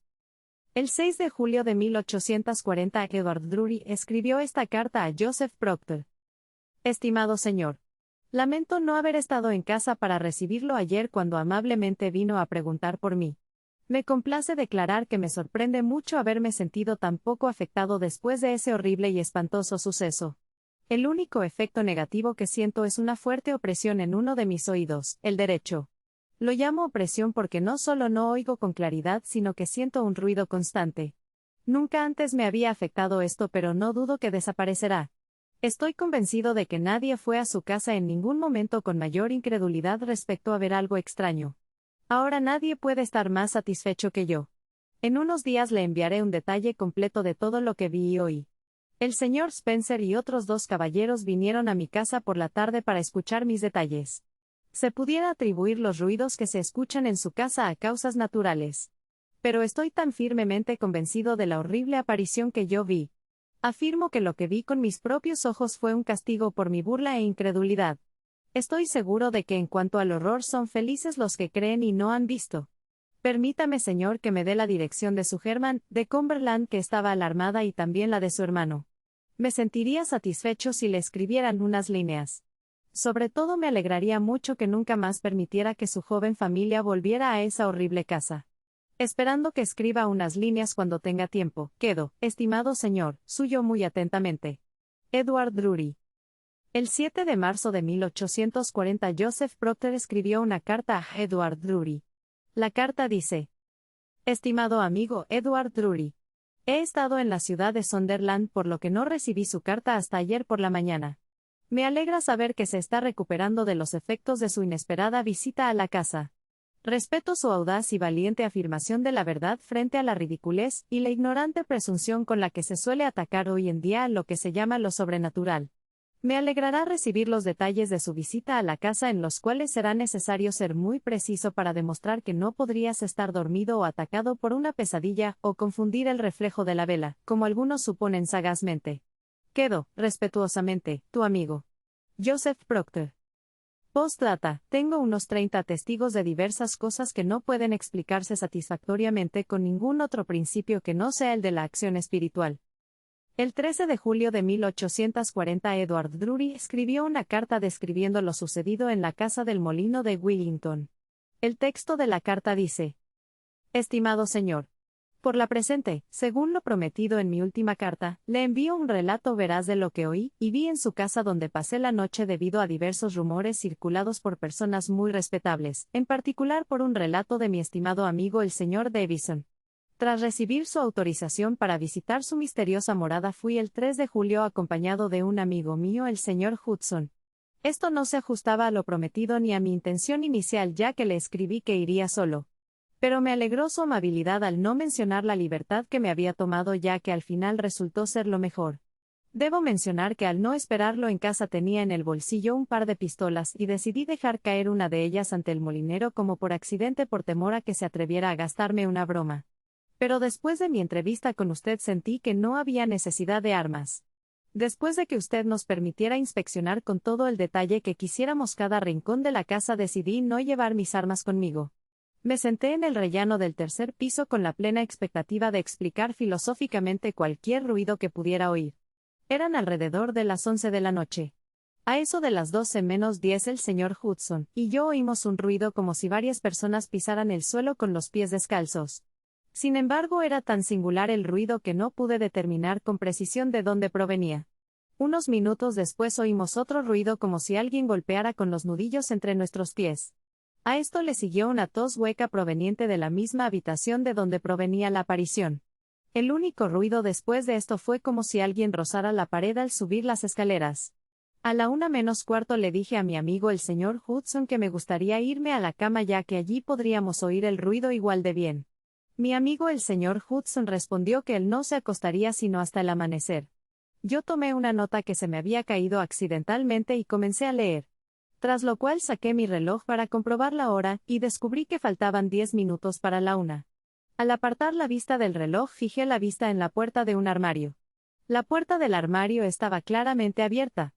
También vi la figura de una mujer vestida con ropas grises, con la cabeza inclinada hacia abajo y una mano apretada contra el pecho como si le doliera. La mujer tenía la otra mano, la derecha, extendida hacia el suelo con el dedo índice apuntando hacia abajo. La mujer avanzó con paso aparentemente cauteloso por el suelo hacia mí. La mujer se acercó a mi amigo el señor Hudson, quien en ese momento dormía. La mujer extendió la mano derecha hacia mi amigo el señor Hudson. Entonces yo me abalancé sobre la mujer lanzando un grito espantoso. Pero en lugar de agarrar a la mujer caí sobre mi amigo el señor Hudson. Después no recordé nada con claridad durante casi 3 horas. Luego supe que me llevaron escaleras abajo en un estado de agonía de miedo y terror. Por la presente certifico que el relato anterior es estrictamente verdadero y correcto en todos los aspectos. Edward Drury. El siguiente caso más reciente de una aparición fue vista en la ventana de la misma casa desde el exterior por 4 testigos creíbles que tuvieron la oportunidad de examinarla durante más de 10 minutos. Uno de estos testigos es una joven pariente cercana de la familia que por razones obvias no durmió en la casa. Otro testigo es un hombre respetable con muchos años de experiencia en el molino y capataz en el mismo. Otro testigo es la hija del capataza de unos 17 años. Otro testigo es la esposa del capataza y quien vio primero el objeto y llamó a los demás para que lo vieran. La aparición presentada fue la de un hombre con la cabeza descubierta, con una túnica ondeante similar a una sobrepelliz que se deslizaba hacia adelante y hacia atrás a 1 metro del suelo o a la altura de la parte inferior de la ventana del segundo piso, pareciendo penetrar la pared por ambos lados. Luego la aparición se quedó inmóvil en la ventana y una parte del cuerpo atravesó tanto la persiana que estaba cerrada como la ventana misma. La aparición era semitransparente y brillante como una estrella difundiendo un resplandor a su alrededor. A medida que se oscurecía, la aparición adquirió un tono azulado, y se desvaneció gradualmente desde la cabeza hacia abajo. El capataz pasó 2 veces cerca de la casa bajo la ventana y también fue a informar a la familia, pero encontró la casa cerrada. No había luz de luna ni un rayo de luz visible por ningún lado ni nadie cerca. Si se hubiera usado una linterna mágica no habría pasado desapercibida. Es obvio que no se pudo haber usado nada de eso en el interior, ya que en ese caso la luz solo podría haber sido proyectada sobre la persiana, y no de manera que interceptara la vista tanto de la persiana como de la ventana desde el exterior. El dueño de la casa dormía en esa habitación y debió de entrar poco después de que esta figura desapareciera.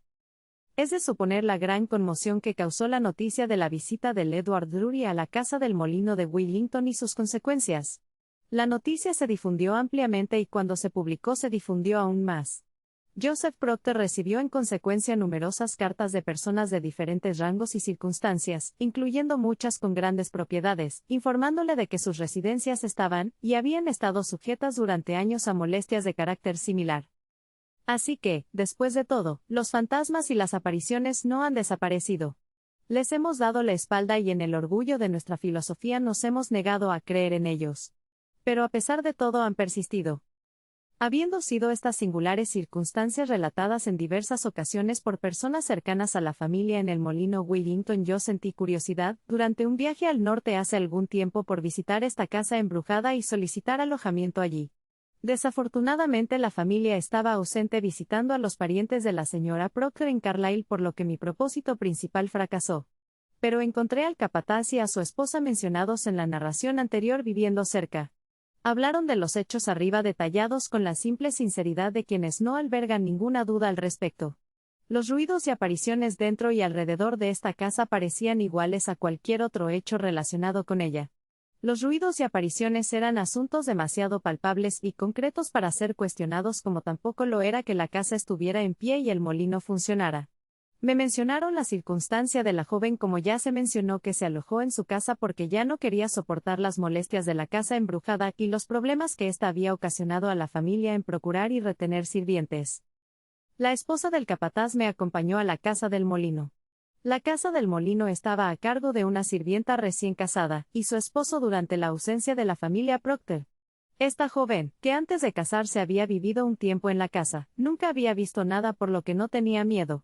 Me mostraron la casa y especialmente la habitación del tercer piso, el lugar frecuentado por los visitantes indeseados y donde Edward Drury había recibido tal alarma. Esta habitación, como se dijo, estaba, y había estado abandonada durante algún tiempo como dormitorio debido a su mal estado y estaba ocupada como trastero. Luego visité la ciudad de Carlisle, pero no pude encontrar a Joseph Proctor, pues había regresado a Willington. Fue así como perdí la oportunidad de escuchar de él o de la señora Proctor cualquier relato sobre estos singulares asuntos. Sin embargo, vi a varios miembros de la familia de su esposa, personas muy inteligentes, de gran reputación por su sentido común y práctico. Los miembros de la familia confirmaron unánimemente los detalles que había escuchado y que se relatan aquí.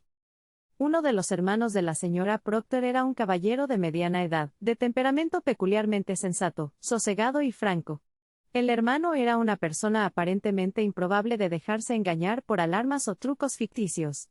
El hermano de la señora Proctor me aseguró que él mismo, durante una visita allí, se había sentido perturbado por ruidos muy extraños. El hermano de la señora Proctor había decidido, antes de ir, que si ocurría alguno de esos ruidos hablaría, y preguntaría al actor invisible quién era y por qué había ido allí. Pero llegó la ocasión y el hermano de la señora Proctor se vio incapaz de cumplir su propósito. Una noche mientras yacía en la cama el hermano de la señora Proctor oyó unos pasos pesados que subían las escaleras hacia su habitación y a alguien golpeando con un palo grueso en la barandilla mientras subía. El sonido de los pasos llegaron hasta su puerta. El hermano de la señora Proctor intentó preguntar quién era pero la voz se le ahogó en la garganta. Entonces el hermano de la señora Proctor saltó de la cama, y al abrir la puerta no encontró a nadie allí. Pero ahora el hermano de la señora Proctor oía los mismos pasos pesados descendiendo deliberadamente los escalones ante su rostro, pero él era incapaz de ver algo. El sonido de los pasos bajando la escalera era acompañado con los mismos fuertes golpes en las barandillas. El hermano de la señora Proctor se dirigió entonces a la puerta de la habitación del señor Joseph Proctor. Joseph Proctor también había oído los ruidos y también se había levantado de la cama. Joseph Proctor y el hermano de la señora Proctor con una luz hicieron un rápido descenso y una búsqueda exhaustiva allí pero sin descubrir nada que pudiera explicar el suceso. Dos jóvenes durante una visita también habían sido molestadas por este agente invisible en la casa del molino de Willington. Las jóvenes me contaron lo siguiente. La primera noche mientras dormían en la misma cama sintieron que la cama se levantaba. Por supuesto se alarmaron mucho. Temían que alguien se hubiera escondido allí con el propósito de robar. Las jóvenes dieron la alarma y se realizó una búsqueda pero no se encontró nada. Otra noche su cama fue sacudida violentamente y las cortinas se levantaron repentinamente, y luego las cortinas volvieron a bajar con la misma rapidez. Las cortinas subieron y bajaron varias veces. La búsqueda posterior no arrojó ninguna evidencia de la causa. A la siguiente noche las jóvenes quitaron por completo las cortinas de la cama decidiendo dormir sin ellas pues sentían como si las acecharan ojos malignos. Las consecuencias sin embargo fueron aún más impactantes y aterradoras. Durante la noche las jóvenes despertaron y la habitación estaba lo suficientemente iluminada. Entonces las jóvenes ambas vieron una figura femenina de una sustancia nebulosa de un tono gris azulado que salía de la pared por la cabecera de la cama y a través de ella se inclinaba sobre ellas. La jóvenes vieron la aparición con total claridad. Era una figura femenina que emergía y volvía a penetrar en la pared. El terror se intensificó y una de las hermanas a partir de esa noche se negó a dormir más en la casa. La joven prefirió refugiarse en la casa del capataz durante su estancia. La otra joven decidió dormir en otra parte de la casa. Fue la joven que dormía en casa del capataz quien vio cómo se ha relatado la singular aparición de la figura luminosa en la ventana junto con el capataz y su esposa. Sería demasiado largo relatar todas las formas en que según la familia Proctor se presenta este trastorno nocturno. Cuando aparece una figura a veces es la de un hombre que como ya se ha descrito suele ser muy luminoso y atraviesa las paredes como si no fuera nada. Esta figura masculina es bien conocida por los vecinos como el viejo Jeffrey. En otras ocasiones aparece una dama también vestida de gris según la descripción de Edward Drury. A veces se ve a la mujer sentada envuelta en una especie de manto con la cabeza gacha y las manos cruzadas sobre el regazo.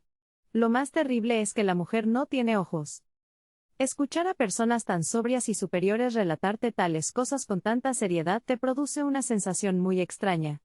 Dicen que el ruido que se produce a menudo es como el de un pavimentador golpeando el suelo con su apisonador. Otras veces el ruido baja las escaleras con un sonido similarmente fuerte. Otras veces se escucha como una persona tose, suspira y gime en apuros. También se oye el sonido de varios piececitos golpeando el suelo de la habitación superior. Es en la habitación superior donde la aparición se ha manifestado con mayor intensidad y que por esa razón esa habitación se utiliza únicamente como trastero. Los pasitos se oyen a menudo como si se estuvieran moviendo a toda velocidad los carritos de un niño que con el mal tiempo se guardan allí arriba. A veces además se escuchan risas espantosas. Y los sonidos no siempre se limitan a la noche.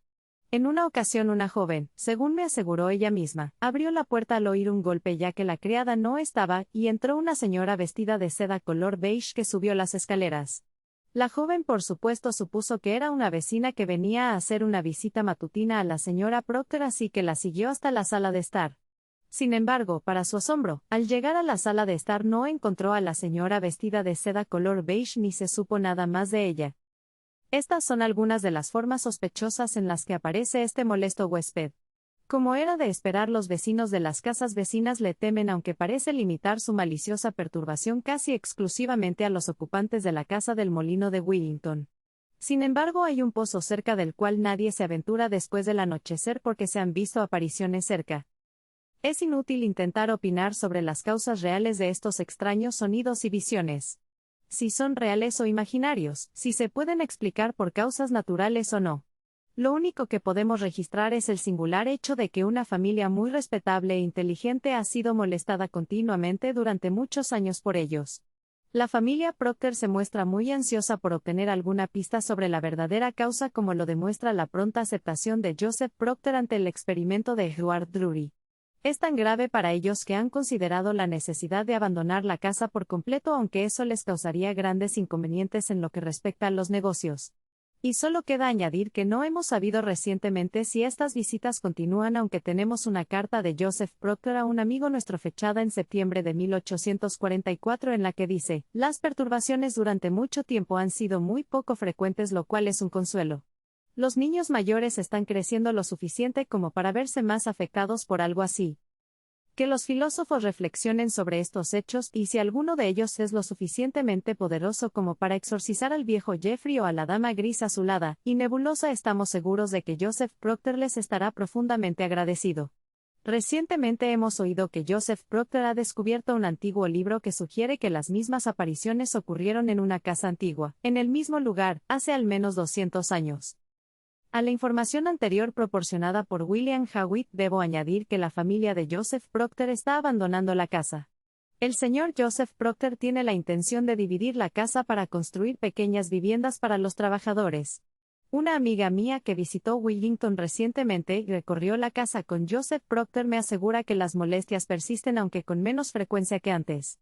Joseph Procter le informó que la figura femenina solía aparecer envuelta en un sudario, y que un miembro de la familia la había visto así tan solo unos días antes.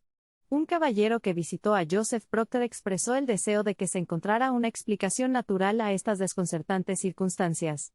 Joseph Procter declaró su total convicción de que tal explicación era imposible basado en una experiencia de 15 años.